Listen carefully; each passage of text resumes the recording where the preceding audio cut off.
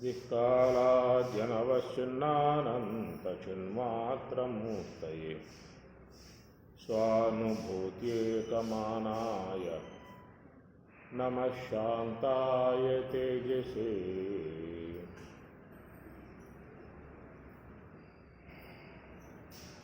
स्कंदोपनिषत्तु अच्युतोऽस्मि महादेव तव कारुण्यलेशतः विज्ञानघन एवास्मि किमोऽस्मि शिवोऽस्मि किमतः परम् न निजं निजवद्भाति अन्तःकरणजृम्भणात् अन्तःकरणनाशेन संविन्मात्रस्थितो हरिः संविन्मात्रस्थितश्चाहम् अजोऽस्मि किमतः परं व्यतिरिक्तं जडं सर्वं स्वप्नवच्छ विनश्यति चिज्जडानां तु यो द्रष्टा शो अच्युतः ज्ञानविग्रहः स एव हि महादेवः स एव हि महाहरिः स एव हि ज्योतिषां ज्योतिः स एव परमेश्वरः स एव हि परं ब्रह्म तद्ब्रह्माहं न संशयः। जीवः शिवो जीवः स जीवः केवलः शिवः तुषेण बद्धो हि व्रीहिः तुषेण बद्धो व्रीहिः स्यात्तो तुषाभावेन तण्डुलः एवं बद्धस्तथा जीवः कर्मणाशे सदा शिवः पाशबद्धस्तदा जीवः पाशमुक्तः सदा शिवः। शिवाय विष्णुरूपाय शिवरूपाय विष्णवे शिवस्य हृदयं विष्णुः विष्णोश्च हृदयं शिवः।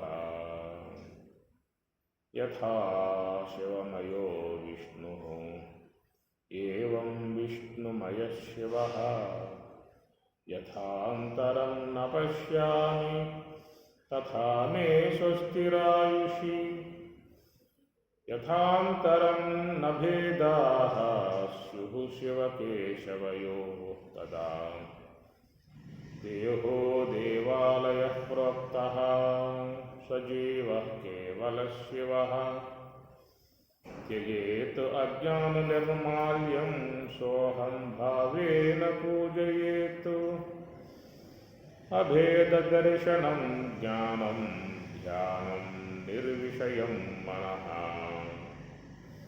स्नानं मनोमलत्यागः शौचम् इन्द्रियनिग्रहः ब्रह्मामृतं पिबेत् भैक्ष्यम् आचरेत् देहरक्षणे वसेत् एकान्तिको भूत्वा चैकान्ते द्वैतवर्जिते। श्रीपरमधाम्ने स्वस्तिरायुषिः अन्नमय इति विरिञ्चि नारायण शङ्करात्मकं नृसिंह देवेश तव प्रसादतः अचिन्त्यं अव्यक्तं अनन्तं अव्ययं वेदात्मकं ब्रह्म निजं विजानते तद्विष्णोः परमं पदं सदा पश्यन्ति सूरयः दिवि च चक्षुराततम्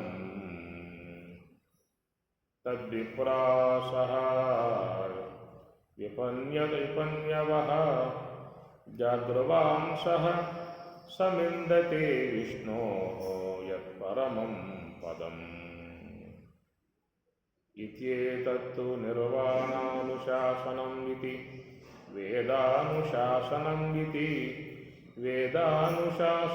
ఇతి ఉపనిషతో ఇది కృష్ణయజుర్వేదీయ స్కందోపనిషత్తు సమాప్తాః. కృష్ణ యజుర్వేదములో ఉన్నటువంటిది స్కందోపనిషత్తు సమాప్తి చేసుకోవటం అయిపోయింది. అది ఇక తాత్పర్య సంబంధ అంశంలోకి ప్రవేశించినట్లయితే అచ్యుతోస్మి మహాదేవః తవ కారుణ్యలేశతః విజ్ఞానఘనః ఏవాస్మి శివోస్మి కిమతః పరం. స్కందోపనిషత్తు కాశీలో ఏర్పాటు చేసుకున్నటువంటి సాధన సదస్సు. అక్కడ 10 రోజులు మొత్తం కాశీలో ఉండటం జరిగింది. 7 days సాధన జ్ఞాన సప్తాహముగా ఏర్పాటు చేసుకున్నటువంటి కార్యక్రమంలో చేసిన ఏర్పాట్లో అక్కడ స్కందోపనిషత్తు అంశం మీద ప్రస్తావించుకోవడం జరిగింది. శివస్థలం కనుక కాశీ పుణ్యస్థలములో పరమశివతత్వ అనుభవాన్ని కుమారస్వామి స్కందస్వామి ఆయన శివానుగ్రహముతో దివ్యానుభవాన్ని పొందినటువంటి విషయం ప్రస్తావనగా చేసుకుని కాశీలో ఈ యొక్క ఉపనిషత్తు మీద ఉపన్యాసం ఆరంభం చేసుకున్నాము. అక్కడ ఏమో కొలిక్కి రాల. ఈ ఒక్క శ్లోకం 2వ శ్లోకం మీద ప్రయాణం జరిగింది. తర్వాత సశేషాన్ని మళ్ళా మొన్న మదనపల్లి సాధనా సదస్సులో కూడా అక్కడ కూడా ఈ శ్లోకం మీద ప్రయాణం చేశాం. అచ్యుతోస్మి మహాదేవ తవ కారుణ్యలేశతః విజ్ఞానఘనః ఏవాస్మి శివోస్మి కిమతః పరం. అచ్యుతః అస్మి మహాదేవ, ఓ మహాదేవ పరమేశ్వర, అచ్యుతః అస్మి నేను అచ్యుత స్థితిని అస్మి అయి ఉన్నాను, స్థితిని పొంది ఉన్నాను. తవ కారుణ్య లేశతః తవ తమ యొక్క కారుణ్య లేశతః కొంచెముగా ఉన్న అనుగ్రహముతో తమ అనుగ్రహముతో నేను అట్టి అచ్యుత స్థితిని పొంది ఉన్నాను అనే పదాల మీద మన మదనపల్లిలో కూడా జరిగింది. తవ కారుణ్య అనే దాని మీద మా సబ్జెక్ట్ నడిచింది. అచ్యుతః అస్మి, అచ్యుతః అంటే ఏమిటో అనే విషయం మీద కాశీలో అది విజ్ఞాన అంతఃకరణ జృంభణము అనే దాని మీద కూడా కొంతవరకు ప్రయాణం చేశాం. ఇంకా దాంట్లో ఒక అంశాలు మిగిలి ఉన్నాయి. ఒక్కొక్క అంశాన్ని చూసుకోవటం జరుగుతుంది, ప్రయాణం చేయటం జరుగుతుంది. దీర్ఘకాలిక ప్రయాణము. ఈ విషయంలో కొంత ఎట్లా చెప్తే అట్లా అనేది కూడా కొంత మదనపడే పరిస్థితి ఉన్నది. ఇట్లాగా చెప్పకపోతే అట్లా ఉన్న విషయం వచ్చే అవకాశం లేదు కాబట్టి బాధ తప్పే అవకాశం లేదు. అందుచేత ఓర్పుగా ఉండాల్సిందే, ఓర్పుగా కూర్చోవాల్సిందే, ఒక్కొక్క అంశాన్ని చూసుకుంటూ పోవాల్సిందే. ఇప్పుడు ఉపనిషత్తు మీకు పూర్తి చేసేసా, చివరిదాకా వెళ్ళాను, మొత్తం అయిపోయింది అనుకోండి. అది మొత్తం అయిపోయినట్లే. చెప్పలేదు ఉపనిషత్తు స్వాతంత్రం మొత్తం అన్న భావం పోయింది దెబ్బతో. ఇక మెల్లగా పోవటం జరుగుతుంది. అచ్యుతోస్మి మహాదేవ తవ కారుణ్యలేశతః విజ్ఞానఘనః ఏవాస్మి శివః అస్మి కిం అతః పరం. కిం ఏమున్నాయి, అతః పరం ఇంతకంటే ఏమున్నది అన్నటువంటి మాట అది మనకి రావాలంటే అది ఎప్పటికి వస్తుందో. ఆయన ఏ అనుభవాన్ని పొంది కిం అతఃపరం, ఇంతకంటే ఏమున్నది అంటాం. మనం మాట వరుసకి ఏదైనా సందర్భాలు వస్తే ఏముందలేవయ్యా అంటూ ఉంటారు. కానీ ఇక్కడ ఒక స్వరూప స్థితి అనే దాన్ని పొందిన దాని నుంచి వచ్చే మాట వేరు. పొందకుండగా ఏదో జీవితంలో వాడుకునే పదం వేరు. విజ్ఞాన ఘన, ఆ యొక్క పదం రావటం కారణం ఏంటంటే విజ్ఞాన ఘన ఏవ అస్మి, అస్మి అయి ఉన్నా.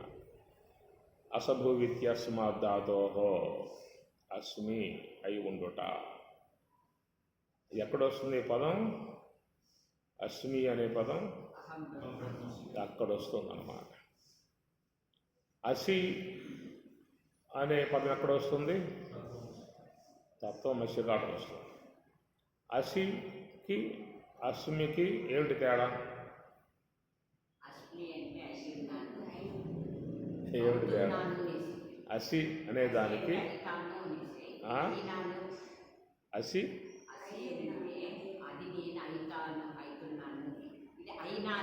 అయినా, ఇక్కడ అవుతున్నాను, ఇక్కడ అయినాను అని అర్థం కదా, అంతేనా? క్రియా విభక్తి చెప్పు, మొత్తం వర్తమాన లట్ అని చెప్పి ఉంటుంది దానికి. క్రియా విభక్తిలో అసభువి ఇత్యస్మాత్ ధాతో, దానికి లట్టు, లిట్టు, లుట్టు, లృట్టు, లోటు, లంగ్, లింగ్, లుంగ్, రుంగ్, లోంగ్, మొత్తం 10 ఉంటాయన్నమాట. 10 9లు 90 రూపాయలు ఉంటుందన్నమాట. ఆ 90 రూపాయల్లో 2 అస్మి, అసి.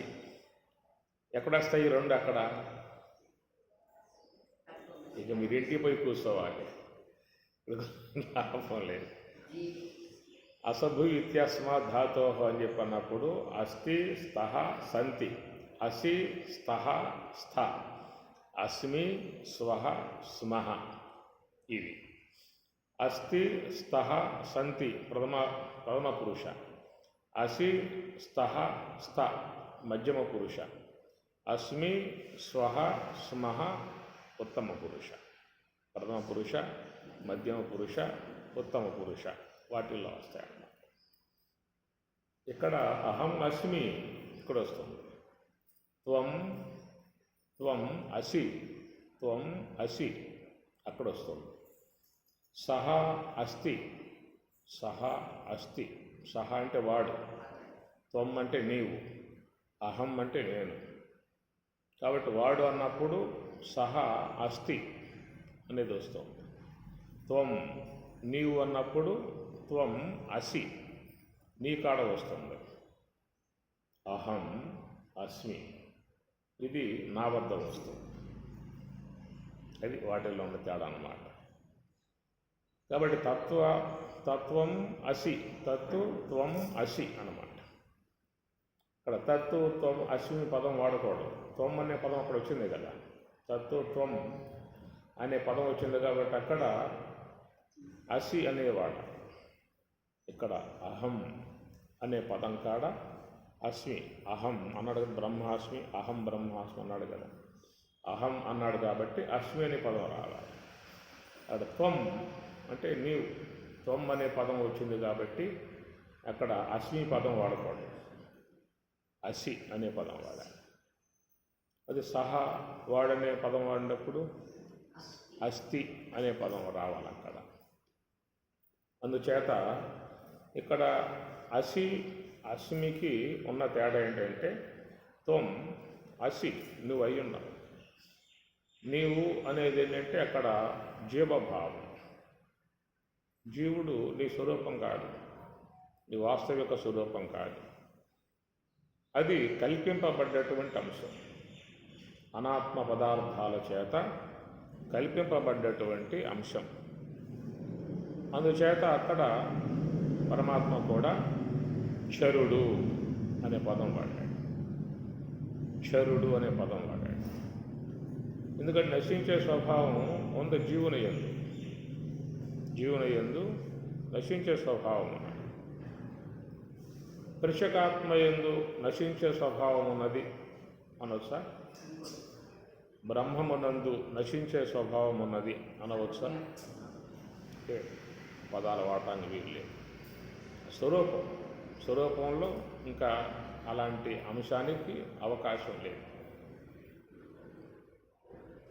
కాబట్టి ప్రకారంగా జీవుడు అనేటువంటి విషయం వచ్చినప్పుడు ఎప్పటికైనా తొలగింపజేసుకోవాలి. ఎవరైనా తొలగింపజేసుకోవాలి.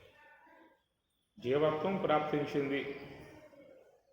ఆ జీవత్వం ప్రాప్తించిన అంశము కాబట్టే ఇక్కడ అచ్యుత అస్మి అనే పదం వాడారు. ఎందుకంటే అచ్యుత అనేది స్వరూప భావన. చ్యుత అంటే జారిపోయి ఉన్న అంశం. ఈ జారిపోయి ఉన్న అంశమే జీవుడు.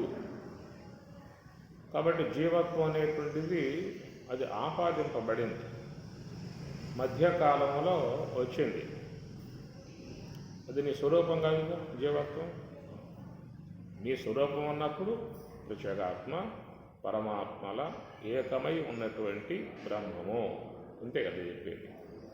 నీ స్వరూపం ఉన్నప్పుడు ప్రత్యేగాత్మ అన్నా, లేదా నిన్ను పరమాత్మ అన్నా, లేదా నిన్ను బ్రహ్మము అన్నా, మూడు కూడా నీకు వర్తిస్తాయి. లేదా?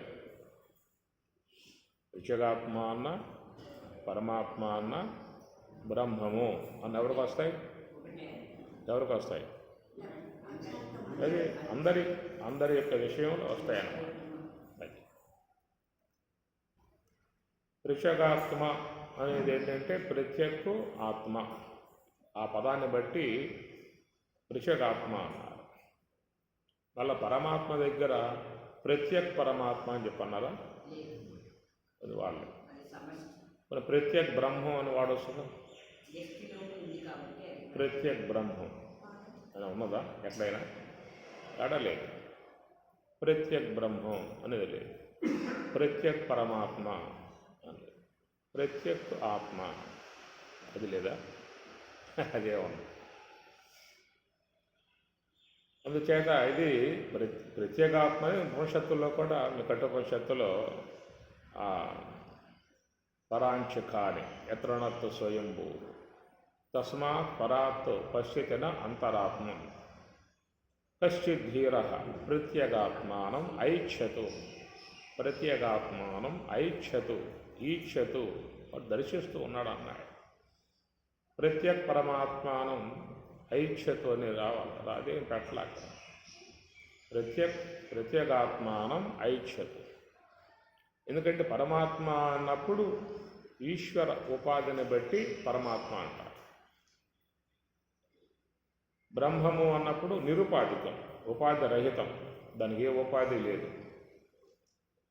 అట్లా ప్రత్యేగాత్మ అన్నప్పుడు అవిద్య ఉపాధి.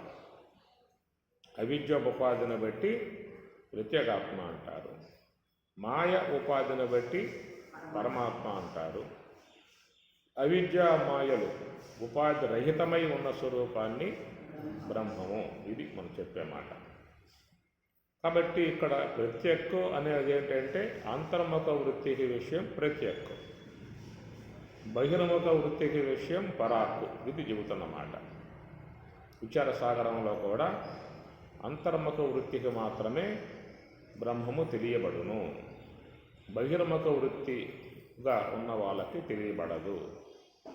దాన్నే ఫలవ్యాప్తి, వృత్తి వ్యాప్తి అనే పదాలు కూడా వాడారు. ఫలవ్యాప్తి అంటే ఈ శబ్ద స్పర్శ రూపరసగంధాది విషయముల అవలోకన చేయటాన్ని ఫలవ్యాప్తి. వృత్తి వ్యాప్తి అన్నప్పుడు అది నివృత్తికి సంబంధించినటువంటి అంశం అన్నమాట. కాబట్టి ప్రకారముగా ప్రత్యేక్కు అని చెప్పన్నప్పుడు అంతర్ముఖ విధానము, ప్రత్యేక్కు పరాక్కు, రెండు పదాలు ఇక్కడ. ప్రత్యేక్కు పరాక్కు. పరాక్ అంటే ఇంద్రియ సహకారంతో బయటకు పోయి బయట ఉన్నటువంటి శబ్ద స్పర్శ రూపరసగంధాది విషయాలను ఆస్వాదిస్తూ బయటకు పోయే మార్గాన్ని పరాగ్ దర్శనం అన్నారు. పరాగ్ దర్శనం. ఇంద్రియములకుండగా బయటికి పోకుండగా మనస్సును లోనికి మరలించినప్పుడు అది ప్రత్యక్ దర్శనం అన్నారు. లోనికి పోయే విధానమేమో ప్రత్యక్ దర్శనం, బయటికి పోయే విధానంగా ఉంటేనేమో పరాగ్ దర్శనం. ప్రస్తుతం లోకమంతా కూడా పరాగ్ దర్శనంలో ఉన్నది. పరాగ్ అంటే ఈ లోక సంబంధ శబ్ద స్పర్శ రూప రసగంధాది విషయాలని ఆస్వాదించే విధానంలో పరాగ్ దర్శనం కలిగి ఉన్నది. కాబట్టి ప్రత్యక్ దర్శనం అని చెప్పినప్పుడు ధ్యానము యొక్క అంశం రావటాన్ని ప్రత్యక్ దర్శనము అనగా మనస్సుని శ్వాస వెంబటే పెట్టడమే అది ప్రత్యక్ దర్శనానికి మార్గం. ప్రత్యక్ దర్శనము అని చెప్పన్నప్పుడు అది యోగ సమాధి యందు ఆ మాట వర్తింపబడుతుంది. ప్రత్యక్ దర్శనం అక్కడ వర్తిస్తుంది. అంటే ప్రత్యక్ దర్శనమును పొందటానికి గల సాధనాంశము మనస్సుని శ్వాస యందు నిశ్చలముగా పెట్టే విధానము. దేనికోసమయ్యా ఇదంటే ప్రత్యక్ దర్శనమును పొందటానికి అర్థం వస్తుంది. ప్రత్యక్ అంతర్మత వృత్తికి విషయం ప్రత్యక్, దాన్ని ఆత్మ అన్నారు. ప్రత్యక్ ఆత్మ, ప్రత్యేగాత్మ అనే పదం వాడారు. అసలు మామూలుగా ఆత్మ అనే పదమే, లేదా పరమాత్మ అనే పదం, లేదా బ్రహ్మము అనే పదం. కాబట్టి బ్రహ్మము అనే కాడ, తర్వాత పరమాత్మ అనే కాడ, ఇక్కడ ప్రత్యేక్ అనే కాడ చూసినట్లయితే ఈ రెండు చోట్ల కూడా ఆత్మ అనే పదమే ఉన్నది. ఏది ప్రత్యేక్ ఆత్మ అని, పరమాత్మ అని రెండు చోట్ల ఆత్మ అనే పదమే ఉన్నది. అక్కడ చూసినట్లయితే అక్కడేమో పర అనే పేరు పెట్టి ఆత్మ అన్నాడు, ఇక్కడ ప్రత్యేక్ అనే పదం పెట్టి ఆత్మ అన్నాడు. రెండింటికి అవతలకపోతే శుద్ధ బ్రహ్మము అన్నారు.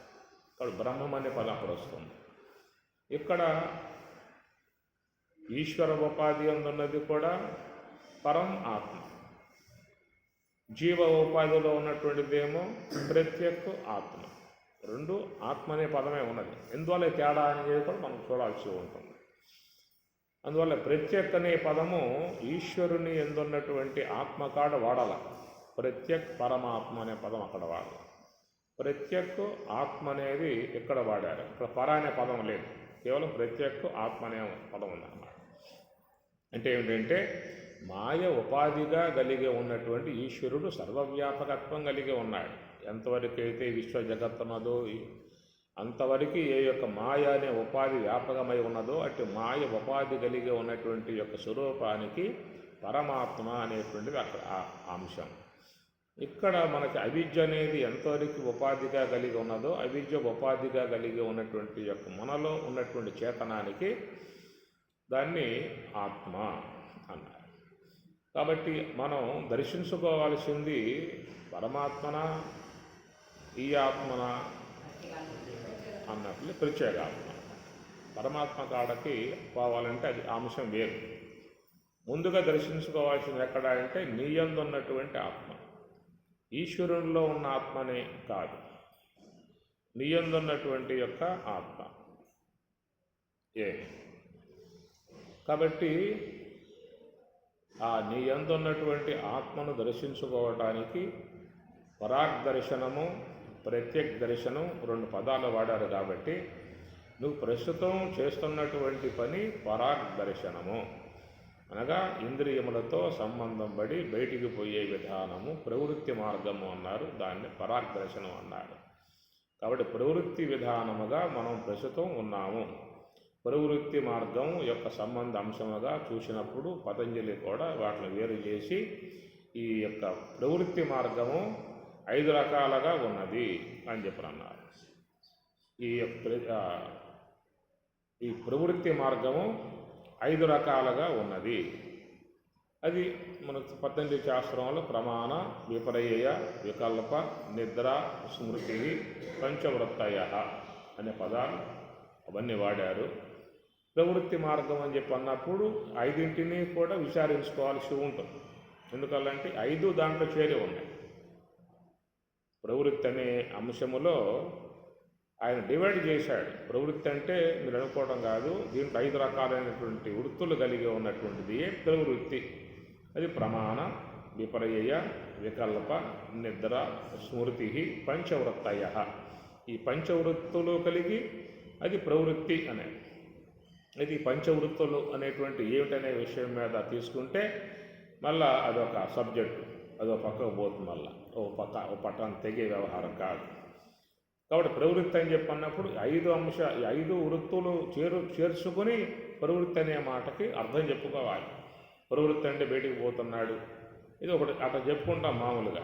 అసలు సశాస్త్రీయంగా చెప్పాల్సి వస్తే ప్రవృత్తి అనే మాటకి 5 కలుపుకొని ప్రవృత్తి అనే మాటకి అర్థం వస్తుంది. 5 ఏమిటి అనే విషయం మీద అది చర్చనీయాంశము, అది విచారణీయాంశం. దాన్ని కూర్చోవాల్సింది. మళ్ళీ అది ఒక్కడే పెట్టు కూర్చోవాలి. ప్రవృత్తి అనే మాటకి ప్రమాణ, విపర్యయ, వికల్ప, నిద్ర, స్మృతి, పంచవృత్త అనే ప్రవృత్తి అనే పదాన్ని పెట్టుకొని కూర్చోవాలి. అది ఎప్పుడు తేలుతుందో తేలవచ్చు, అందరం మునగవచ్చు. అట్లా ఉన్న వ్యవహారం అది.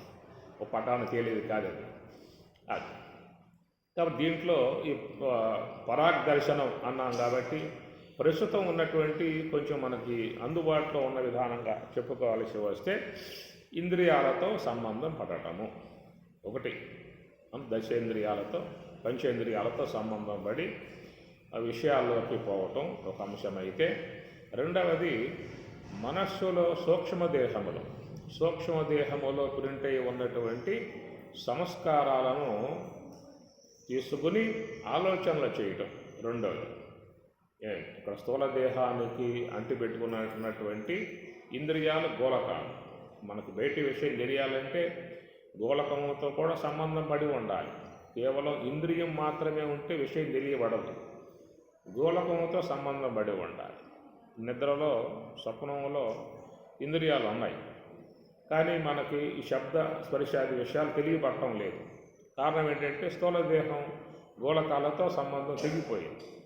కాబట్టి ఇంద్రియాలు ఉన్నా కానీ నీకు స్వప్నంలో ఈ శబ్దస్పర్శాది విషయాలు, బయట ఉన్న విషయాలు తెలియబడవు. అందువల్ల ఈ బయట ఉన్న విషయాలు తెలియబడాలని చెప్పాలంటే ఇక్కడ బయట ఉన్న దేహం అన్నమాట, స్థూల దేహం. ఈ స్థూల దేహంతో సంబంధం పడాలి, ఈ గోళకాలతో, పంచగోళకాలకు సంబంధం పడితేనే బయట ఉన్న తెలుస్తాయి. కాబట్టి ఈ బయట ఉన్నటువంటి శబ్ద, స్పర్శ, రూప, రస, గంధ ఆది విషయాలను తెలియబడటం అనేటువంటి ఒక అంశమైతే, రెండవది సూక్ష్మదేహంలో చేరి ఉన్నటువంటి సంస్కారములు, ముద్రలు. అంటే ఆ సంస్కారములే ఆలోచనలుగా మనకి అభివ్యక్తమవుతూ ఉన్నాయి. ఎప్పుడూ కూడా మీరు కూర్చున్నా, నుంచున్నా, నడుస్తూ ఉన్నా, భోజనం చేస్తూ ఉన్నా, ఏ వ్యవహారం చేస్తూ ఉన్నా కానీ వ్యవహారాలకు కూడా సంబంధం లేకుండానే ఒక ప్రక్క ఆలోచన ప్రవాహం ఒకటి సాగిపోతూ ఉన్నటువంటి పరిస్థితి. అది ఎప్పుడూ కూడా మనలో ఒక సంకల్ప మానసం కర్మరా అని కూడా అమరకోశకారులు చెప్పేసేసారు. అది కర్మరా అన్నారు. అది దాని కర్మో లేకపోతే ధ్యానం చేసే వాళ్ళ కర్మో ఏదన్నా కావచ్చు గాక, అలాంటి పరిస్థితి అయిపోయింది. దానికి ఏంటంటే అది కొంచెం రగిలే విధానం ఉంటే మనం కొన్ని కట్టెల పడేసి కొంత ఆజ్యం పోసి మనం పెంచిన విధానం కూడా కొంత ఉన్నది. ఆలోచన ప్రవాహ విధానములో ఏదన్నా అవసరం మేరకే ఆలోచన చేయటం, అవసరం మేరకే సంకల్పించుకోవటం, అవసరం మేరకే చేసుకోవటం అనేది ఒకటి ఉంటూ సాధారణంగా. కొంత విజ్ఞత కలిగి కొంత యోగ మార్గంలో ప్రయాణం చేస్తూ సాధక పరులై ఉన్నటువంటి వారు, సాధన యందు బాగా పట్టుత్వం ఉన్నటువంటి వారు విచ్చలవిడిగా మనసును పోనివ్వకుండా కట్టడి చేసి నిత్య జీవితంలో కూడా ధ్యానానుష్ఠానం చేసుకుంటూ ఆలోచనలను అమితముగా రాకుండగా అవసరం మేరకే దాన్ని వాడుకునే విధానముగా చేసుకునే విజ్ఞత, అది ఒక సాధనా బలముతో వచ్చే అంశం. ప్రభుత్వం వాళ్ళే మీకు ఒకవేళ రేపు రాబోయే ఎలక్షన్ సందర్భంలో అందరికీ కూడా కరెంటు ఫ్రీ అని పెట్టేశారనుకోండి, అప్పుడు ఎట్లా ఉంటుంది పరిస్థితి? మీరు వారం రోజులు ఊరికి పోవాల్సి వచ్చినా ఫ్రిడ్జ్ ఆన్లో ఉంటుంది, ఎయిర్ కూలర్ ఆన్లో ఉంటుంది, వాషింగ్ మిషన్ ఆన్లో ఉంటుంది, ఫ్యాన్లు తిరుగుతూ ఉంటాయి, ఏసీ మొత్తం తిరుగుతూ ఉంటాయి. వారం పోయి రావచ్చు, ఏదైనా ఫంక్షన్లు ఉంటే పోయి రావచ్చు. నీకేం భయం లేదే, ఎందుకంటే మీటర్ లేదే కాదు, తీసేశారు. ఫ్రీ ఎంతనో వాడికి ఫ్రీ అన్నప్పుడేమవుతుంది? నీ తిరిగితే నీకే నష్టం, ఎవరికి నష్టం? ఎవరినే కాక మీటర్ పెట్టాడు కాబట్టి ఏం చేస్తున్నావంటే ఇక మరి బిల్లు వస్తుంది, వాయింపులు వస్తామని చెప్పని ఎక్కడికక్కడ గమనించుకుంటూ ఎంత మేరకు అవసరం, గ్రైండర్ తిరగాల అంతవరకే, వాషింగ్ మిషన్ తిరగాల అంతవరకే, ఫ్యాన్ తిరగాల అంతవరకే, ఫ్రిడ్జ్ ఏసీ తిరగాల, ఓ పరిమితం అనేది ఏర్పడింది అన్నమాట. అట్లా భగవంతుడు కూడా ఒకవేళ మనకేమన్నా మనస్సును మీరు వాడుకునే విషయంలో ఇది మీటర్ పెడుతూ ఉన్నాను, బిల్లు పడుతుంది మీకు నెలసరి, దాన్ని బట్టి మీరు ఆలోచనలు చేసుకోండి అని కనుక పరమాత్మ కనుక ఒక మీటర్ పెట్టినట్లయితే మనం కూడా ఆలోచించే విషయంలో జాగ్రత్త పడేవాళ్ళం. ఒక బిల్లు ఆయన కదా చట్టం, ఆయన చట్టం కాబట్టి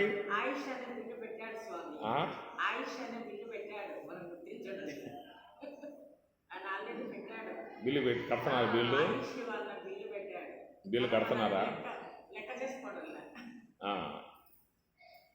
కాబట్టి ప్రకారంగా ఇది ఎట్లా అయిపోయిన పరిస్థితి అంటే ఫ్రీ, నువ్వు చూసుకుంటావా ఫ్రీ, వింటావా ఫ్రీ, తింటావా ఫ్రీ, వాసన పీల్చుకుంటావా ఫ్రీ, సంకల్పించుకుంటావా ఫ్రీ అయిపోవటం, ఎవరికి వాళ్ళు సలివిట్టుగా వాడుకోవటం.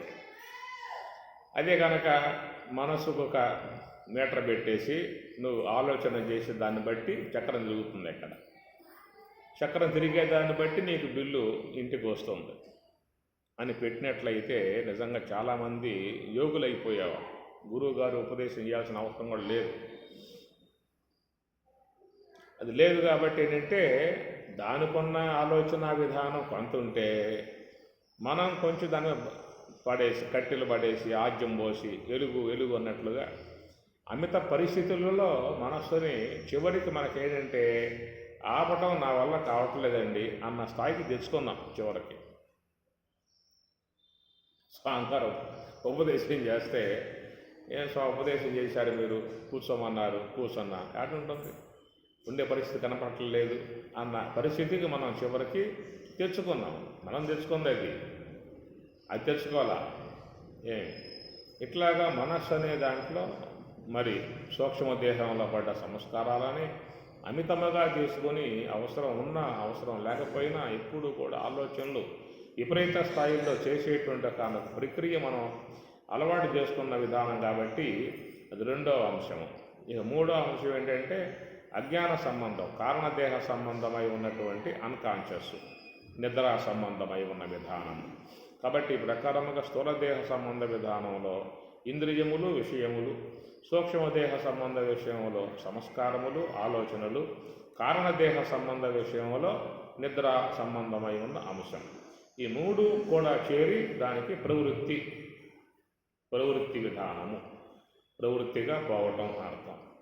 కాబట్టి ప్రవృత్తి అనే పదం ఈ మూడింటికి కలిపి చెప్పుకున్నప్పుడు అదే వస్తుంది. ఇక నివృత్తి అని చెప్పినట్టు ఏమిటి అర్థం అక్కడ అంటే ఈ మూడు కూడా అక్కడ లేని విధానాన్ని నివృత్తి అని చెప్పనన్నారు. అది నివృత్తి అని చెప్పనన్నారు. ఈ మూడు కూడా లేనటువంటి విధానాన్ని నివృత్తి మార్గము అని చెప్పన్నప్పుడు శ్వాస మీద నిఘా పెట్టడం అని చెప్తాం మనం. నివృత్తి మార్గం అంటే ధ్యానము, నివృత్తి మార్గం అంటే యోగము, కర్మయోగము, నివృత్తి మార్గము అంటే శ్వాసను గమనిస్తూ కూర్చోవటము అనే పదాలు మామూలుగా వాడతాము. కానీ విషయం పూర్తిగా చెప్పుకోవాల్సి వస్తే నివృత్తి అని చెప్పన్నప్పుడు ఇంద్రియములతో సంబంధం పడ్డ విషయ అవలోకన, మనస్సు సూక్ష్మదేహంతో సంబంధం పడి సంస్కారములతో సంబంధం పడి ఆలోచనలు చేయటము, అజ్ఞానంతో సంబంధం పడి నిద్ర స్థితికి వెళ్ళిపోవటము అనేది లేకుండా ఉండటము నివృత్తి విధానము. సాధారణంగా మనం శ్వాస మీద నిఘా పెట్టినప్పుడు ఈ మూడు ఏదో రూపంగా తారట్లాడుతూ ఉంటాయి. మూడు కూడా మన ముందు వచ్చి ఏదో ఒకటి లాగటానికి ప్రయత్నం చేస్తూ ఉంటాయి. మనం దేనికొక దానికి చిక్కక తప్పటం లేదు. ఎట్లా ఉంది పరిస్థితి అని చెప్పానంటే శ్వాస మీద నిఘా పెట్టి కూర్చున్నప్పుడు ఈ మూడు కూడా మనకు బాగా సన్నిహితం అయి ఉన్నాయి కాబట్టి ఈ మూడు తారట్లాడతాయి. చిక్కకపోతాడో చూద్దాం, ఏమి నీకన్నా చిక్కాడా, నాకు చిక్కలేదు, నీకన్నా చిక్కాడా, నాకు చిక్కలేదు, నేను లాగేస్తా చూడని చెప్పనే విధానంగా ఏదో లాగేసేసరికి మనం కళ్ళు తెరిచే స్థాయికి అరగంట అయిపోయింది.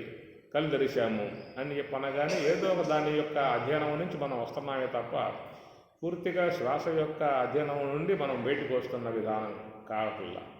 నిద్ర నుంచి రావటమో, లేక ఆలోచన నుంచి రావటమో, లేదా ఎవరెవరో చెప్పుకుంటే ఆ మాటలన్నీ వింటూ బయటికి రావటమో, ఏదో ఒక దానికి మనం చేతుల్లో చిక్కుకున్న పరిస్థితే ఏర్పడుతుంది చివర. ఇది ప్రవృత్తి విధానము. కాబట్టి ఈ ప్రవృత్తి విధానం లేకుండా ఈ మూడు లేక దేహ సంబంధ ఇంద్రియ విషయములు కానీ, సూక్ష్మదేహ సంబంధ వాసనల ఆలోచనలు కానీ, కారణదేహ సంబంధ అజ్ఞాన నిద్ర సంబంధము కానీ, ఈ మూడు లేకుండా మనసు శ్వాస మీదే పర్ఫెక్ట్గా ఉండగలిగితే దానిని నివృత్తి అన్నారు. ఆ పదం నివృత్తి అనే పదం అదే అర్థం. ఆ నివృత్తి విధానంలో ఆ శ్వాస అనేటువంటిది తగ్గే పరిస్థితి ఏర్పడుతుంది. కాబట్టి ఆ విధముగా శ్వాస మరి తగ్గటం ఆరంభం అవుతుంది. ఎందుకంటే మనస్సు అనేది పూర్తిగా నిశ్చలం అయింది. కాబట్టి శ్వాస ఎప్పుడు తగ్గుతుందనే మాట వచ్చినప్పుడు మనస్సు నిశ్చలమైన పరిస్థితి నుంచే ఆ శ్వాస తగ్గే విధానం వస్తుంది. ఇదొక అంశం అన్నమాట. మనం కూడా ఈ విషయాన్ని మొన్న జూమ్లో కూడా చెప్పుకున్న అంశము.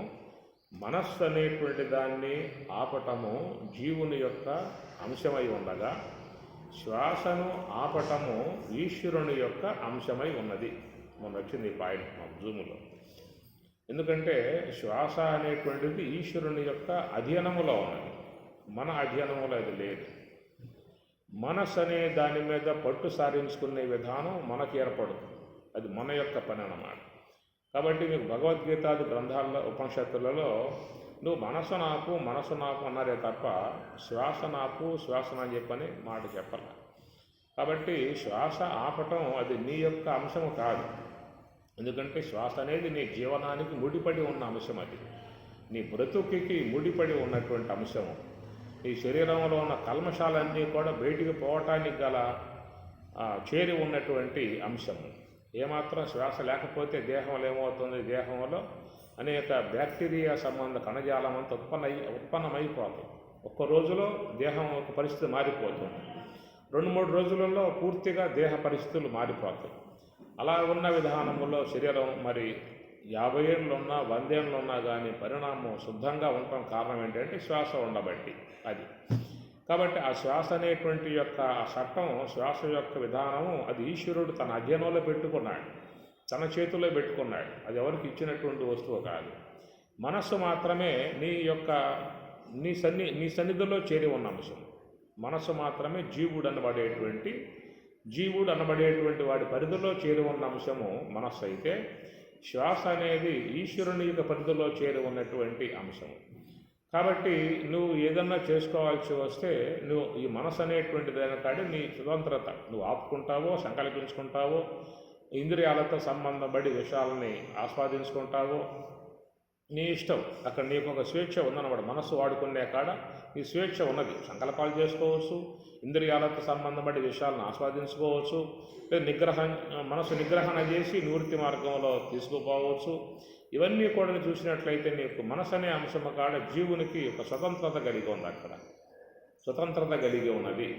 నీ ఇష్టం. దాన్ని ఏమైనా చేసుకో. నాశనం చేసుకుంటావో చేసుకో, బాగు చేసుకుంటావో చేసుకో, నివృత్తి మార్గంలో ప్రయాణం చేసుకుంటావో చేసుకో, ప్రవృత్తి మార్గంలోనే తీసుకుపోయి దాంట్లో ఈ విషయాల్లో తొక్కుతావా తొక్కు. నీకు పూర్తిగా అక్కడ మాత్రం ఉందన్నమాట. నువ్వు శ్వాస జోలికి మాత్రం శాస్త్రాలు లేకపోతే అది నా చేతుల్లో ఉన్న చట్టం అది. అందుచేతనంటే మీకు గీతాది గ్రంథాలలో వస్తే తత్రైకాగ్రం మనఃపురత్వా ఇట్లా మీకు అన్ని పదాలు ఇట్లా వస్తాయి. చంచలం ఇక మనఃపురుష్ణ ఆయన అడగటం, అసంశయం మహాబాహో అని ఏం చెప్పడం. ఎక్కడ వస్తుంది ఇవన్నీ కూడా? మనసు కాడే. మనోహి వివిధం ప్రోక్తం శుద్ధం చ అశుద్ధమేవ చ, అశుద్ధం కామ సంకల్పం శుద్ధం కమివర్జితం అని. మన ఏవ మనుష్యానాం కారణం బంధమోక్షయో, శ్వాస ఏవ కారణం బంధమోక్షం. చెప్పాలి కదా ఆయన గారు. నీ శ్వాస నీకు బంధానికి మోక్షానికి కారణం చెప్పాలి ఆయన గారు. ఆ పదం వాళ్ళ మన ఏవ మనుష్యానం, మనస్సే నీకు బంధానికైన మోక్షానికి కారణమై ఉన్నది. కనుక నీవు నీ మనసు అనే అంశం కాదు, నువ్వు దాన్ని జాగ్రత్త చేసుకో అని చెప్పిన అన్నాడు.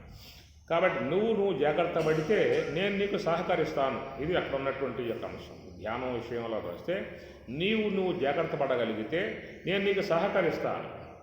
ఏమిటి జాగ్రత్త పడటము, ఏమి సహకరించటం అన్న విషయంగా వచ్చినట్లయితే నీవు నీ మనస్సుని, ఎందుకంటే నువ్వు ప్రత్యేకాత్మ యొక్క తత్వాన్ని, ఏదో బ్రహ్మం అని చెప్పని, ఏదో మోక్షం అని చెప్పని నీ గురువు చెప్పడం కారణంగా నీలో కలిగి ఉన్న అంశము కాబట్టి అలాంటి బ్రహ్మానుభవాన్ని పొందాలని, ఆత్మానుభవాన్ని పొందాలని, జీవన్ముక్తావస్థ పొందాలని ఆలోచనలు నీకు ఏర్పడ్డాయి. కాబట్టి నేను నీకు ఆ విషయంలో సహాయపడగలను.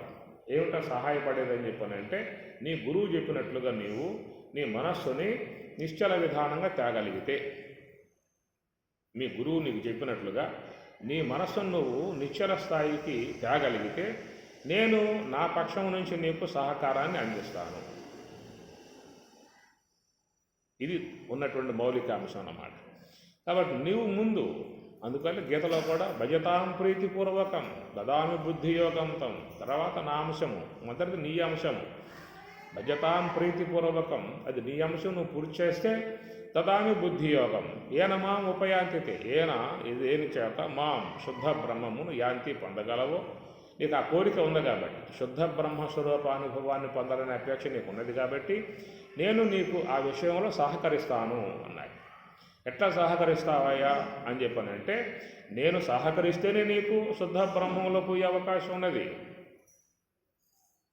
మామేవయే ప్రపద్యంతే మాయాం ఏతాం తరంతితే, నా వల్ల నువ్వు పోవాలి తప్ప నన్ను కాదని చెప్పి నువ్వు పోయే అవకాశాలు లేవు. నా సహకారం నీకు కావాలి. బ్రహ్మంలోకి పోవాలంటే నా సహకారం నాకు కావాలి నీకు. కాబట్టి నా సహకారం నీకు ఎట్లా వస్తుంది అని చెప్పానంటే, నువ్వు నీ పని నువ్వు చేయగలిగితే. ఏమిటది? మనస్సుని సంకల్పాల్లోకి పోకుండా నిశ్చలముగా ఉంచే ప్రయత్నం అది నీది, అది నాది కాదు, అది గురువుది కూడా కాదు. గురువు చేస్తాడా? నీ మనస్సులో ఏ సంకల్పం లేకుండా ఉండేదాన్ని ఆయన చేస్తాడా? ఆయన చేస్తే మీకు కష్టం ఏముంది? ఇక్కడే ఆయన ధ్యానం చేసుకుంటాడు, మీకు అది కలగ చేస్తాడు. కనుక గురువైనా కానీ నీకు ఆ మార్గం చెప్పి వెనక్కి వచ్చేస్తాడు. అబ్బాయి ఇదిరా విషయం, నువ్వు కూర్చో, నీ ఇష్టం, వెళ్ళిపో చెప్పి వెనక్కి వచ్చేయటం తప్ప ఆడే నీతో పాటు కూర్చుంటాడు ఆ గురువు గారు ఏమన్నా? కాబట్టి గురువు నీకు ఒక మార్గం అందించినప్పుడు ఆ మార్గం అనందు నిర్దిష్టముగా నువ్వు అక్కడ ఉండేటువంటి అలవాటు నువ్వు చేసుకోవాల్సిందే. తిప్పలు పడుతున్నాను, ఇబ్బంది పడుతున్నాను, శ్రమ పడుతూ ఉన్నాను, అట్లా ఇట్లా ఎన్నో చెప్పుకుంటాను. ఎన్నో చెప్పుకోరు అబ్బాయి, అది కుదిరే వ్యవహారం కాదు. అసంశయం మహాబాహో మనో దుర్నిగ్రహం చలం అభ్యాసనతో అసంశయం మహాబాహో వాయోహివ సుదుష్కరం, వాయువులాగా పోతుంది, గాలిలాగా పోతుంది, యజ్ఞలాగా పోతుంది, జలంలాగా పోతుంది, ఏమో చెప్పుకో నువ్వు. అసంశయం మహాబాహు, పోయే మాట వాస్తవమే. మరి పోయే మాట వాస్తవం నీకు తెలుసు కదా, మరి ఎందుకు నాకు ఆపకుండా కూర్చున్నావు నువ్వు? అసంశయం మహాబాహో, ఆ సందేహం లేదా అని చెప్పి అన్నా నువ్వు కన్నావు. ఎందుకు నువ్వు ఆపకుండా కూర్చున్నావు నువ్వు అని అడిగితే అర్జునుడు పరమాత్మనే. అసంశయం మహాబాహో, సందేహం లేదు, పొయ్యే మాట వాస్తవం. బ్రాబు నువ్వు నాకు అర్థమైంది పోతున్న విషయము, నీకు తెలుసు అని చెప్పి అంటున్నావు కదా, నువ్వు ఆపొచ్చుగా, నువ్వు ఆపొచ్చుగా. ఎక్కడైనా బాబా అంటే అంతే. అభ్యాసనత కౌంతేయ, నీ తెప్పలను పడాల్సిందే అంతే. కాబట్టి ఈ ప్రకారంగా చూసినట్లయితే గురువు అక్కడనమాట, గురువు స్థానం అది. అయ్యా నువ్వు ఇబ్బంది పడుతున్న పరిస్థితి ఉన్నది, చెయ్యి, కూర్చో, నిశ్చలంగా ఉండు. ఇంకేదైనా నీకేం చేస్తాడు గురువు? ఏం చేస్తాడు నీకు? ఉపాయత, గీతలో వస్తుంది ఉపాయత. అసంయతాత్మనా యోగ దుష్ప్రాప ఇది మే మతి వశ్య ఆత్మయతత శక్య ఆప్తం ఉపాయత. నీకేదైనా ఒక ప్రత్యామ్నాయ మార్గాన్ని కూడా చెప్పటం వరకే ఆయన ఉన్నటువంటి విధానం తప్ప తీసుకుపోయి మనస్సుని బ్రహ్మంలో పడేసే విధానం అది అక్కడ కాదు. గురువు కేవలం అది అంశం వరకు. ఈశ్వరుడు అని చెప్పనంటే నువ్వు శుద్ధ బ్రహ్మమును చేరటానికి ఈశ్వరుని యొక్క అనుగ్రహం కావాలి, ఈశ్వర సహకారం కావాలి. ఆయన అనుగ్రహం లేక, ఈశ్వర సహకారం లేక నువ్వు బ్రహ్మంలోకి పోయే అవకాశం లేదు.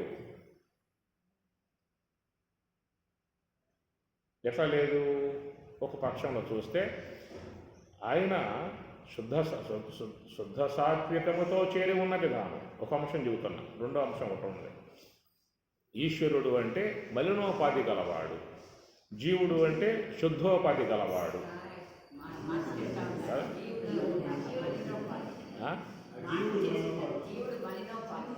ఒప్పుకోరుగా అట్లా ప్రింట్ అయింది లోపల. కాబట్టి శుద్ధోపాధి గలవాడు ఈశ్వరుడు, మలినోపాధి గలవాడు. ఇప్పుడు సమాధానం. కనుక మలినోపాధి కలిగి ఉన్నటువంటి జీవుడు తన మలినోపాధి నుంచి బయటపడి శుద్ధోపాధిని ఆశ్రయించి శుద్ధోపాధి ఈశ్వరుని అనుగ్రహంతోనే బ్రహ్మంలోకి పోవాలి. శుద్ధోపాధి నాకు అవసరం లేదయ్యా, నేనే పోతాను అన్న అంశం అనేది అవకాశం ఉందా?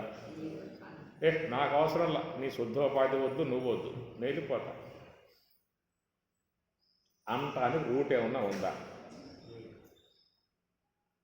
రూట్ ఏమన్నా లేదు. అవిద్యయా మృత్యుం తీర్తవా విద్యయా అమృతం అశ్నుతే. అవిద్యయా మృత్యుం తీర్తవా విద్యయా అమృతం అశ్నుతే అన్నారు. కాబట్టి అవిద్య ద్వారా మృత్యువును దాటుతూ ఉన్నాడు. ఇది కూడా మౌలికముగా ఉన్న అంశమే. ఈశావాస్యంలో పోతే చాలా అంశాలు వస్తాయి. కాబట్టి విద్యయా అమృతం అశ్నుతే అన్నది ఈశ్వరుడు. విద్య అంటే ఈశ్వరుడు. అవిద్యోపాధి గలవాడు జీవుడు. విద్య అనేది ఈశ్వరోపాధి. విద్యయా అమృతం అశ్నుతే. కాబట్టి ఈశ్వరుని యొక్క సహకారంతో నువ్వు శుద్ధ బ్రహ్మంలో పోవాల్సి ఉంటుంది. ఒక అంశం ఇది. రెండో అంశం ఏంటంటే మనస్సుని శ్వాస వెంబటే పెట్టే విధానము ధ్యాన విధానం అన్నాం. కాబట్టి మనస్సు అనేది సంకల్ప వికల్పాలతో అది ఒక ప్రవృత్తి మార్గంగా పోయే అంశము. మనస్సుని నిశ్చలముగా చేసే విధానం యొక్క బాధ్యత నీదై ఉండగా శ్వాసను పూర్తిగా ఆపేటువంటి యొక్క విధానం ఈశ్వరుని యొక్క అంశమై ఉన్నది. అందువల్ల శ్వాస పూర్తిగా ఆగందే యోగ సమాధిని పొందే అవకాశం ఉందా? మనస్సు ఆగితే బ్రహ్మానుభవాన్ని పొందుతామని చెప్పి అన్నారు కదా, అది చాలుగా మాకు, ఇంకా శ్వాస ఆగాల్సిన అవసరం మాకేమున్నది? మనస్సు ఆగితే బ్రహ్మానుభవము అని చెప్పి అన్నట్లయితే సుషుప్తిలో మనస్సు ఆగుతుంది. సుషుప్తి నీకు రావాలంటే మనస్సు ఆగాలి. స్వప్నావస్థ నీకు రావాలంటే ఇంద్రియాలు, జ్ఞానేంద్రియాలు పనిచేయటం ఆగాలి. జాగ్రత్త అవస్థ రావాలంటే మనస్సు జ్ఞానేంద్రియాలు పనిచేయాలి. నీకు జాగ్రత్త అవస్థ రావాలంటే ఏముండాలి? అక్కడ నా జ్ఞానేంద్రియాలు వద్దండి, మనస్సు అవసరం లేదు, జాగ్రత్త అవస్థలో ఉంటాను. సాధ్యమవుతుందా? చూడండి, ప్రయత్నం చేయండి. జ్ఞానేంద్రియాల నాకు అవసరం లేదు, అంతరేంద్రియమా నువ్వు నాకు అవసరం లేదు, నేను జాగ్రత్త అవస్థలో హాయిగా వ్యవహరిస్తాను. సాధ్యమవుతుందా? కొన్ని జ్ఞానేంద్రియాలు పనిచేస్తూ ఉండగా స్వప్నానుభవాన్ని పొందే అవకాశం ఉందా? కాబట్టి నువ్వు స్వప్నావస్థ అనే దాన్ని దర్శించాలంటే జ్ఞానేంద్రియాల అనుగ్రహం నీకు ఉండాలి.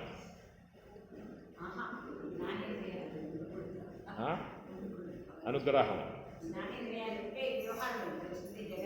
నువ్వు స్వప్న అనుభవాన్ని పొందాలంటే జ్ఞాన ఇంద్రియాల అనుగ్రహం నీకు ఉండాలి.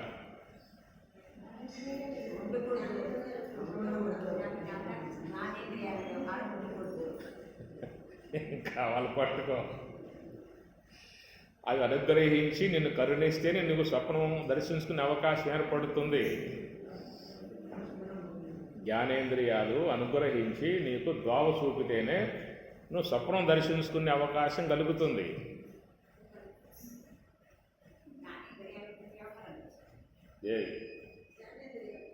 జ్ఞానేంద్రియములు అనుగ్రహించి వైదొలిగితేనే నీకు స్వప్నానుభవం కలుగుతుంది.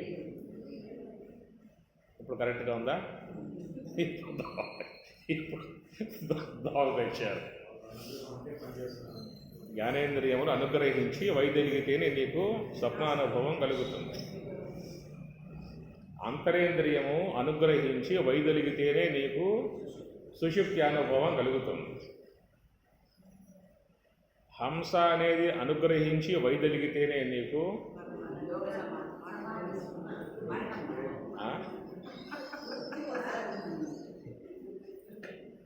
రెండు అంశాలు ఉన్నాయి ఇక్కడ. ధ్యాన విషయంలో అనుగ్రహించి వైదొలిగితేనే యోగ సమాధి. ఇలా మామూలు దశలో అనుగ్రహించి వైదొలిగితేనే మరణ సమాధి.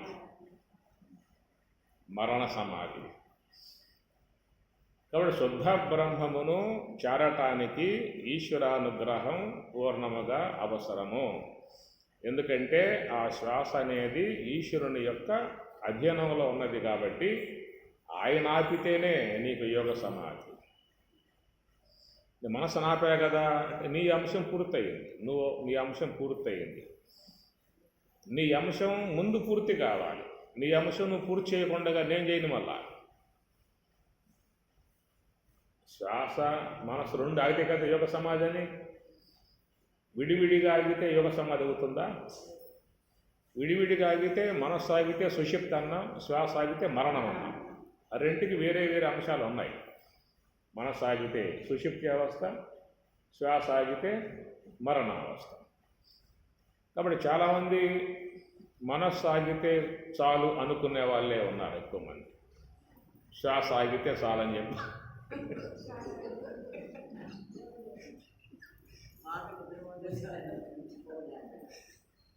శ్వాస ఆగితే చాలు.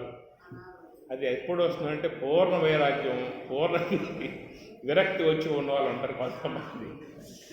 బాగా జీవితం అలిసిపోతారు. అలిసిపోయి స్వరసిపోయి ఇదే వద్దురా, ఈ వంశం సంసారం వద్దు ఇలా అన్న ఒక తెగింపుకు వచ్చేస్తారు వాళ్ళు. ఆ తెగు వచ్చిన వాళ్ళు ఇక శ్వాసను కోరుకుంటామ్మా, నీకు నా సెలవు పుచ్చుకుంటే సరిపోతుంది.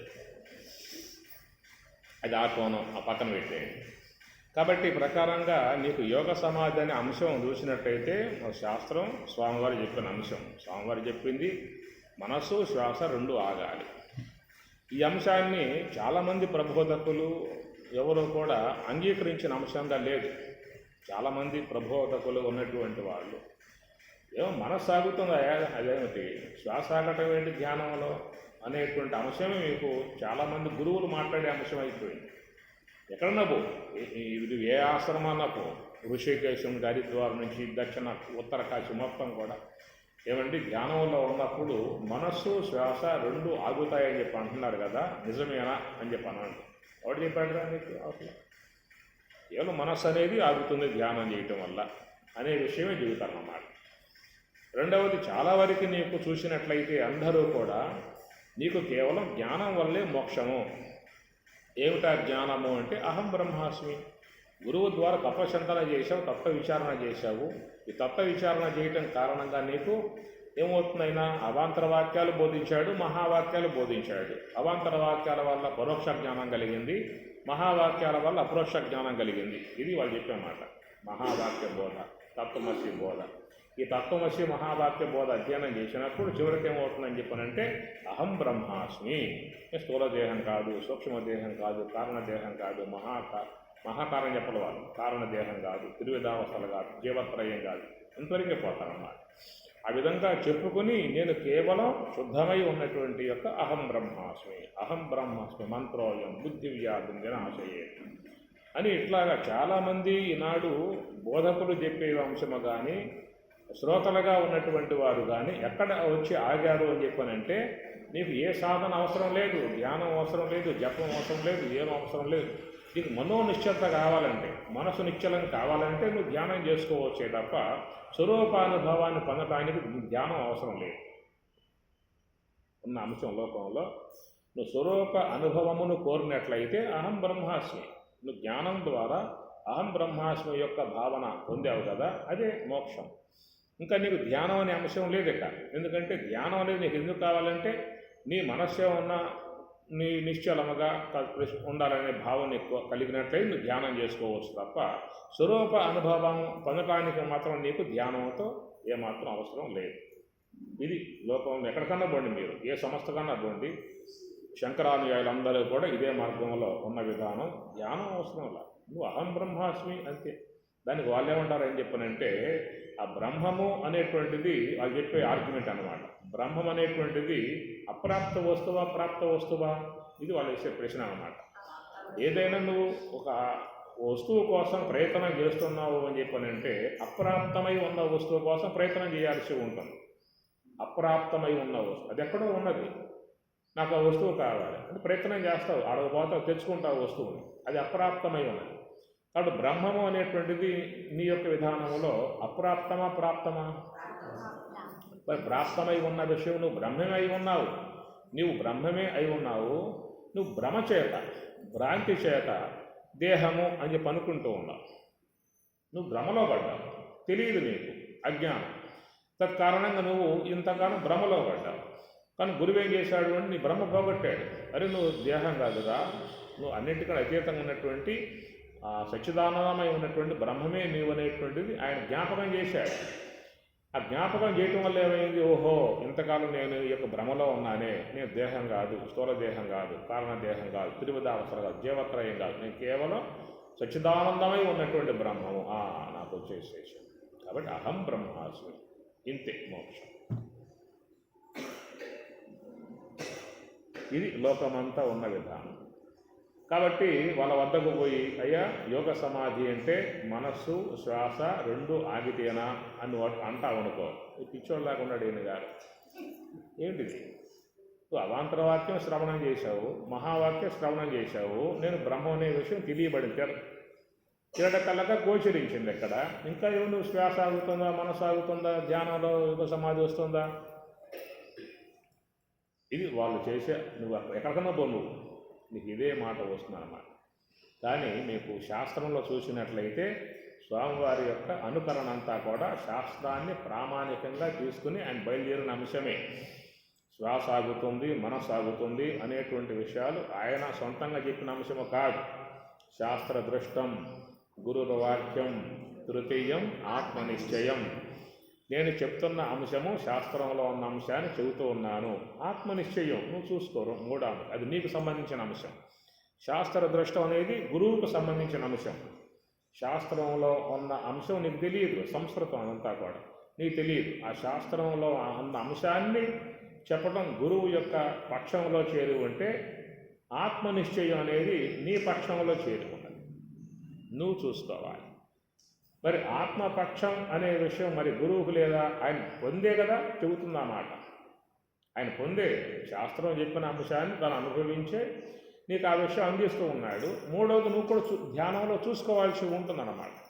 కాబట్టి ఈ ప్రకారముగా యోగ సమాధి అనబడేటువంటి యొక్క అంశము అది చాలా సున్నితముగా ఉన్నటువంటి యొక్క అంశము, చాలా పర్ఫెక్ట్గా ఉన్న అంశము, శాస్త్రీయముగా ఉన్నటువంటి యొక్క అంశము.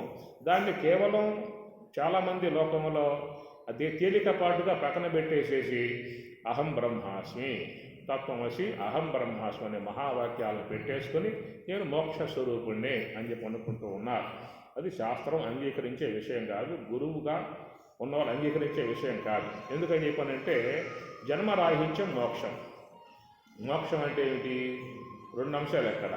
ఒకటేమో ఆత్యంతిక దుఃఖ నివృత్తి పరమానంద ప్రాప్తి చేరి ఒక అంశం మోక్షం అనేటువంటి, అంతే కదా. మనం ధ్యానం చేస్తూ ఉన్నది స్వర్గానికి పోవటానిక, నరకానికి పోవటానిక? దేనికి పోవటానికి? ధ్యానం ఎందుకోసం ఉంది? స్వర్గానికి పంపుతుందా, నరకానికి పంపుతుందా? కాదు కదా. నరకానికి పంపేది వేరే ఉంది ఒకటి, స్వర్గానికి పంపేది వేరే ఉన్నది. ఇది పుణ్యం ఉంటే స్వర్గం అని చెప్పి అంటూ ఉన్నారు, పాపం ఉంటే నరకం అని చెప్పి. కాబట్టి అవి తీసుకోవడం రెండు పక్కన ఉన్నాయి. ఇంకా ఇక్కడ జ్ఞానం అనే అంశం దాన్ని ముడిపెట్టాల్సిన అవసరం లేదు. కాబట్టి జ్ఞానం అనేటువంటి విషయం వచ్చినప్పుడు మోక్షం, మోక్షాపేక్ష ఉన్నవాడే జ్ఞానాన్ని అధ్యయనం చేయాలి. స్వర్గాపేక్ష ఉన్న వాళ్ళైతే యజ్ఞయాగాదులు చెప్తున్నారు శాస్త్రం. నరకానికి పోయే ఉద్దేశం ఉంటే ఇలా పోయే ఉద్దేశం వాడికి ఉందేమో, వాడు ఎవడు ఉన్నాడంట.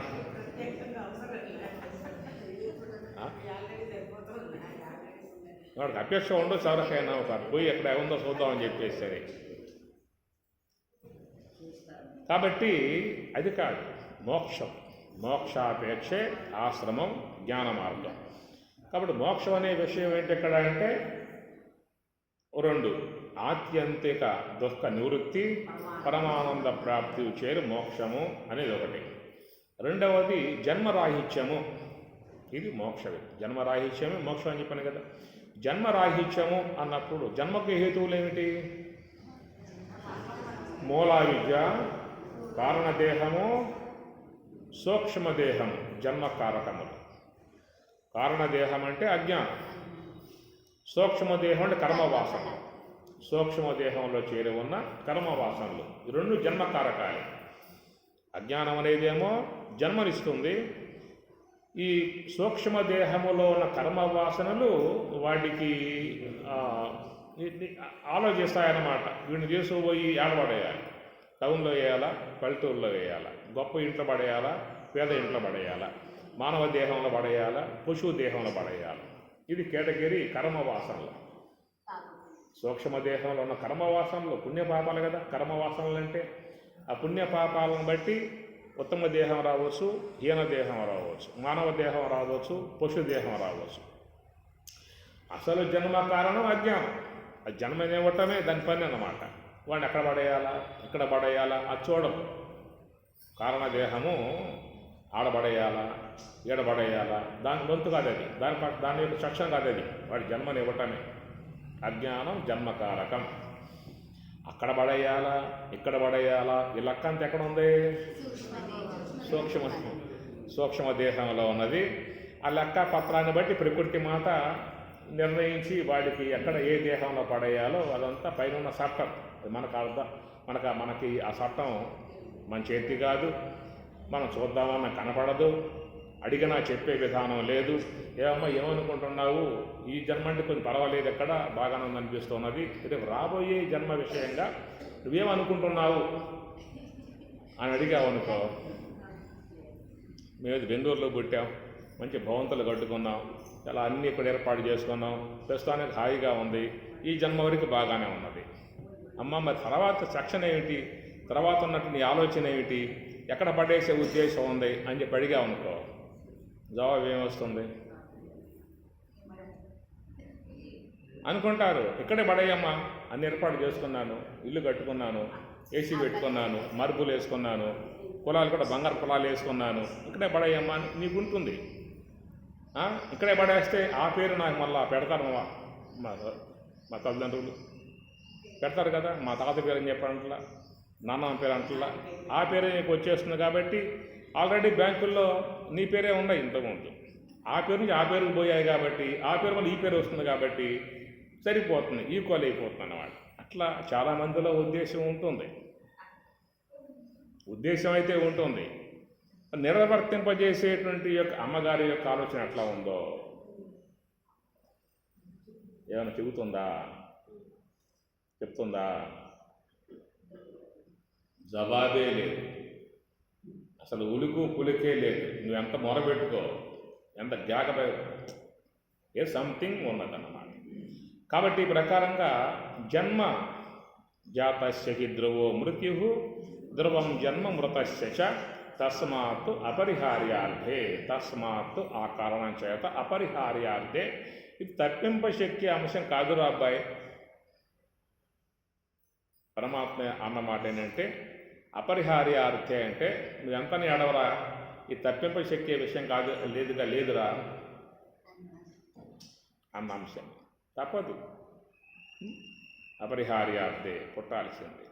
ఏ పుట్టుకిస్తావు? ఈ కోణములో ఏమిటంటే అజ్ఞానం ఒకటి ఉన్నది, రెండవది కర్మవాసనలు అనేటువంటివి బాగా నువ్వు వాటిని పెంపొందింపజేసుకున్నావు. కర్మవాసనలు ఎవరికి వారు సూక్ష్మదేహంలో బాగా పెంపొందింపజేసుకోవటం కారణముగా నువ్వు ఎంత అహం బ్రహ్మాస్మి అనుకున్నా కానీ లోన ఉన్న మూలా విద్య పోదు, సూక్ష్మదేహంలో ఉన్న కర్మవాసనలు పోదు.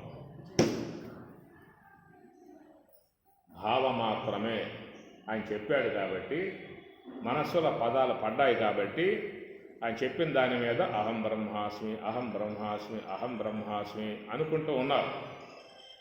లోన ఏమంటున్నాయి? నువ్వు అనుకో, మాకేముంది, మా పని మేము చేస్తాం, నువ్వు అనుకో.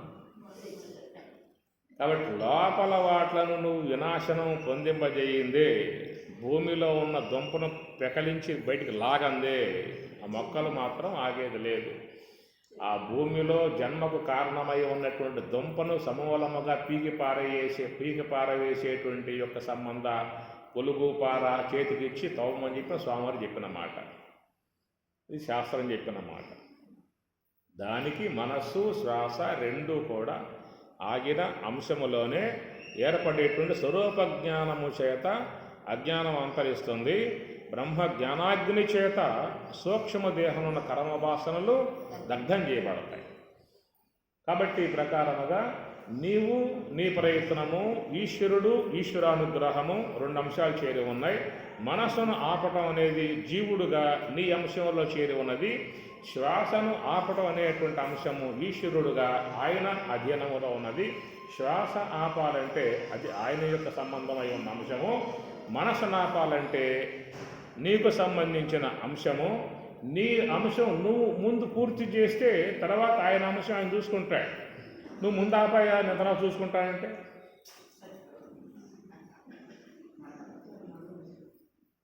స్వామి నా పని కొంచెం ఆలస్యంగా అయ్యేట్లుగా ఉన్నది, నేను మెల్లగా తర్వాత చేసుకుంటాను, ముందు నీ పని పూర్తి చేయని చెప్పానంటే